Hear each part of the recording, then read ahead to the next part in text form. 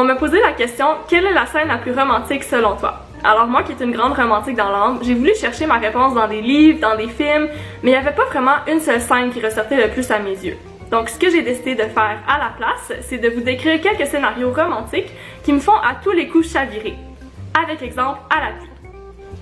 Premier scénario, le triangle amoureux. Alors moi je pense à La Sélection, je pense à un livre écrit par une certaine Naomi Chorin et à plusieurs autres. Oh, toi je t'aime, tu es si mystérieuse et si important à ma vie. Oh, mais toi aussi je t'aime, tu as toujours été là pour moi, tu es mon meilleur ami.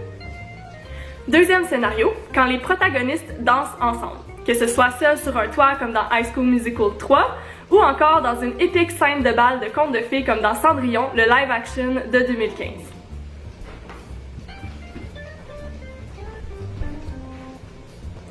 Troisième scénario, le mélange amour-haine. Alors moi je pense à Nesta et Cassine du livre A Court of Thorns and Roses et aussi à The Bridge Kingdom qui est un livre par Daniel L. Jensen.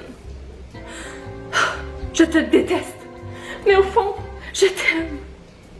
Quatrième scénario, une scène romantique et touchante sous la pluie. Moi je pense particulièrement à la finale de La Belle et la Bête, quand la bête est en train de mourir et la belle lui dit je t'aime, et là il y a de la pluie qui tombe et de la magie qui virevolte.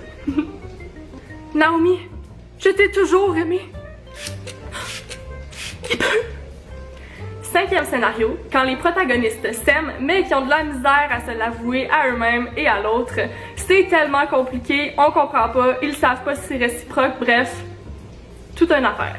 Moi je pense particulièrement au livre de Joanna Lindsey et aussi à Princesse Promise, je dois l'avouer.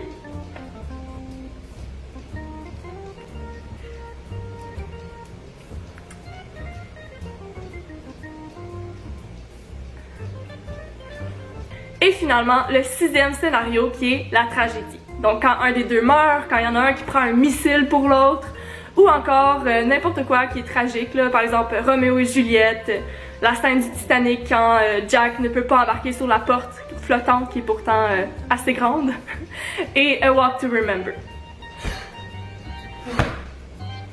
Et voilà qui était pour les quelques exemples de scènes romantiques qui me font à chaque coup chavirer. J'espère que vous avez apprécié. Bye bye!